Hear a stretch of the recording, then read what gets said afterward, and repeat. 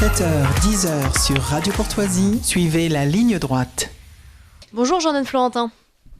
Bonjour Maud. Alors moi j'aime particulièrement quand je suis en visio avec vous parce que j'ai l'impression de surplomber, de dominer la rédaction. Alors calmez-vous tout de suite, Restez à votre place Jordan. Bon alors Jordan, vous allez nous parler d'une journaliste musulmane d'ultra-gauche qui a insulté la France. Oui, tout à fait. Alors bonjour à tous vos auditeurs. Alors en France on connaissait l'impunité des criminels, on connaissait l'impunité des migrants afghans qui tuent des jeunes Français de 15 ans après avoir été relâchés plusieurs fois dans la nature. On connaissait l'impunité pour cet homme qui, il y a quelques jours à Perpignan, agressait sexuellement une femme dans la rue et se voit lui aussi libéré sous contrôle judiciaire. Bref, on savait qu'il y avait une impunité et un laxisme judiciaire total pour les voyous de ce pays.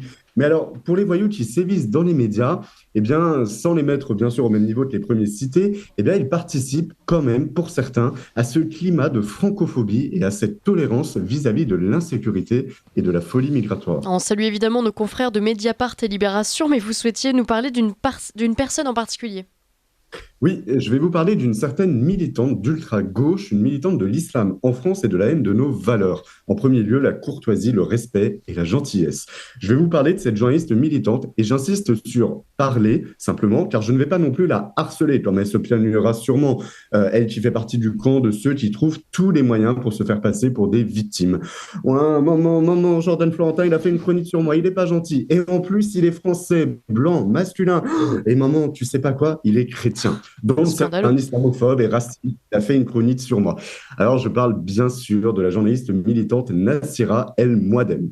Alors, qui est Nassira El Mouadem et pourquoi je vais vous parler d'elle, Maud, ce matin? Eh bien, Nassira, c'est une journaliste qui est née il y a bientôt près de 40 ans à Romorantin-Lanthenay, dans le Loir-et-Cher, de deux parents originaires du Maroc. Alors après son lycée, elle a fait Sciences Po Grenoble. C'est intéressant quand on sait ce qu'est devenu l'institution Sciences Po aujourd'hui avec la chienlit antisémite qui s'y est installée. Alors, on aurait dû se douter dès que Nassira y a mis les pieds que ça allait partir en vrille finalement. À la fin de ses études, elle effectue également un séjour linguistique en Turquie où elle apprend le turc et puis au Caire en Égypte où elle peaufinera sa maîtrise des langues orientales, notamment de l'arabe qu'elle s'était mise aussi à apprendre. Comment, Maud? Ah oui, vous dites, elle aurait pu faire ses séjours à Rome ou à Vienne? Oui, alors Maud, Rome et Vienne, c'est un peu trop proche de la France et de notre culture quand même. Vous n'avez quand même pas demandé à Nassira et ses parents de s'assimiler. Bon, Maud, vous avez de ces idées, vous s'intéressez à l'Europe, n'importe quoi. Alors, sa carrière, elle démarre fort. Après ses études à l'Institut supérieur de journalisme Lille, Le Monde, Mediapart, mais surtout le Bondi Blog Média, dont elle sera à la tête. Alors, le Bondi Blog, juste pour rappel, ça se veut un média proche des banlieues urbaines et de leurs habitants. Et bien à tel point qu'en 2016, l'islamologue Gilles Kepel dénonçait l'ambiance islamisante de ce média et ses liens avec l'islamosphère, allant jusqu'à accuser certains intellectuels et certaines plumes du Bondi Blog de, je cite, jouer le jeu des islamistes et de minimiser la menace djihadiste. Voilà le média où Nassir El-Mouadem a fait ses premières armes. La frange frériste aurait même repris le contrôle de ce média militant à tel point que le mot magique islamophobie était devenu leur principal slogan. Même chose, c'est Judith Vimbro du Figaro qui écrivait en 2017 que l'islamosphère avait toute sa place au Bondi Blog. Et enfin, inévitablement, où est-ce qu'elle finit par atterrir? Eh bien, dans les officines d'ultra-gauche, France Inter et le média militant Arrêt sur Image. Alors, France Inter, bon, tout le monde connaît, bah oui, c'est nos impôts qui payent les salaires et les vacances de leurs militants.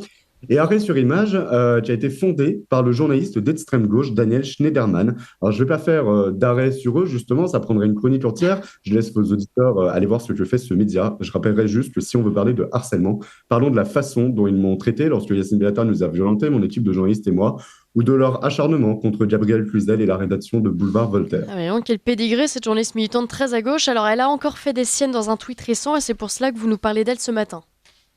Oui, mais avant de vous citer le tweet polémique dont elle est l'auteur ou l'autrice, je ne sais plus ce qu'on doit dire pour ne pas froisser, je suis remonté dans ses précédentes interventions et je me suis souvenu que j'avais eu une altercation avec elle. C'était le 13 mars 2024.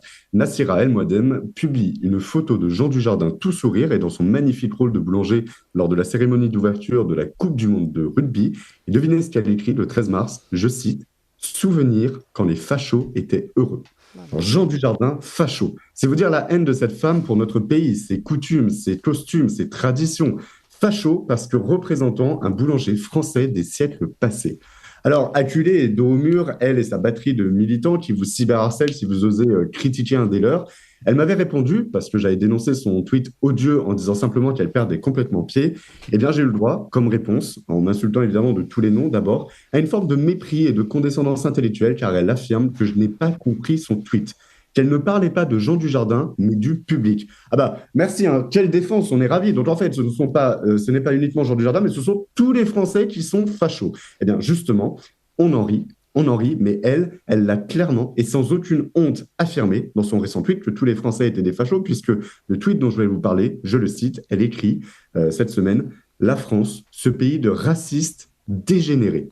Voilà, pour les auditeurs qui nous écoutent, et vous, Maud, vous êtes des racistes dégénérés. Super. Voilà comme on nous met bien une cible dans le dos. Tout y passe, hein, l'accusation de racisme, les Français seraient fous psychiatriquement. Bref, ce tweet, vraiment, c'est une goutte de trop qui, moi, m'a mis hors de moi. Mais pourquoi elle a dit ça, Jordan, Florentin? Là, je vais vous dire, elle trouve que la France est un pays de racistes dégénérés. Et vous savez pourquoi?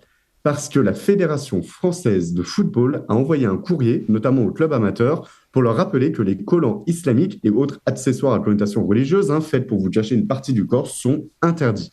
En fait, Marianne est raciste. Voilà. Selon Nassir El-Mouadem, la laïcité est raciste. Si vous ne laissez pas avancer l'islamisme jusque dans le club de foot, vous êtes raciste. Voilà. La Fédération française de football et nous, Français, sommes traités de racistes dégénérés parce que nous ne voulons pas que les petits gamins qui jouent au foot cachent leurs genoux par pudeur islamique. Mais pour Nassira El-Mouadem, l'arbitre de tout cela, c'est pas celui du match, mais c'est Allah.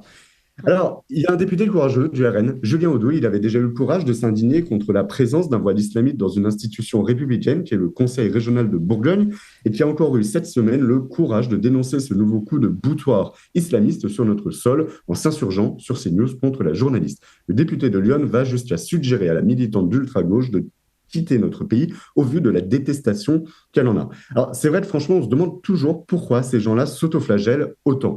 Mais j'ai une petite idée, je vous la soumets. C'est peut-être parce que dans un pays musulman, Nassira serait déjà derrière les barreaux si elle tenait de tels propos sur son propre peuple. Bah alors, Nassira, on a peur d'aller vivre dans un pays où s'applique totalement la charia qui ne semble pas vous gêner en France?